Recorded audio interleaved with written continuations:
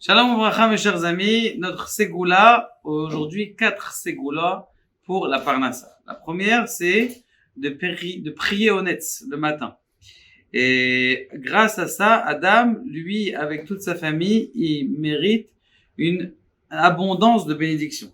Comme ça, il dit, le Rav Mizidi Chov, à ses Chassidim, il dit de prier très tôt, et de, quand, Efshar Litpalel B'Shah Shmone Ve'Esrim Dakot, et c'est uniquement quand quelqu'un il est très fatigué qu'il peut prier à 8 heures. Mais sinon, il faut qu'il prie tôt. Une fois, il y avait une histoire de Rav Sliman Moutsafi.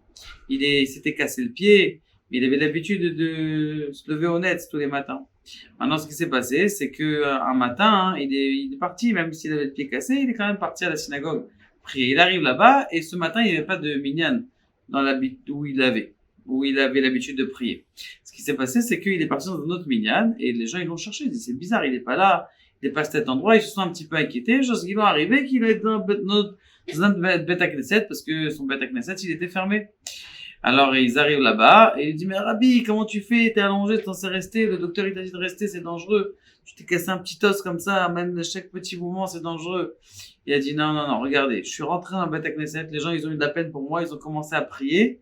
Et il dit, c'est une erreur, ceux qui restent à la maison alors qu'ils sont malades.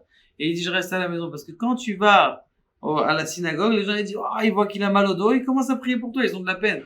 Mais quand tu te vois pas malade, ils voient que tu restes à la maison. Alors, ils ont pas de miséricorde pour eux. Ça aussi, vous savez, il y en a plein qui disent, non, dites pas que je suis malade. Le contraire, à four.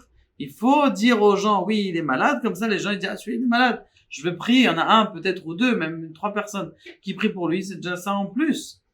Donc ça, c'est la première ségoula de prier honnête. La deuxième ségoula qu'on a, c'est de ne pas tomber dans la pauvreté, c'est de prier toujours au même endroit au Beth Knesset. Pourquoi? C'est marqué Kol HaKovea dans Masechet Brachot Davav, tout celui qui fixe un endroit à sa prière, et le Dieu de Abraham et Be'ezro, eh bien le Dieu d'Abraham va l'aider.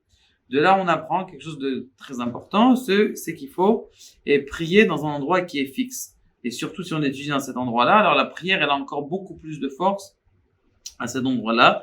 Il dit juste, faites attention, au nom de Rav Kanievski et du Sefer Hagen, dit de ne pas prier à la maison.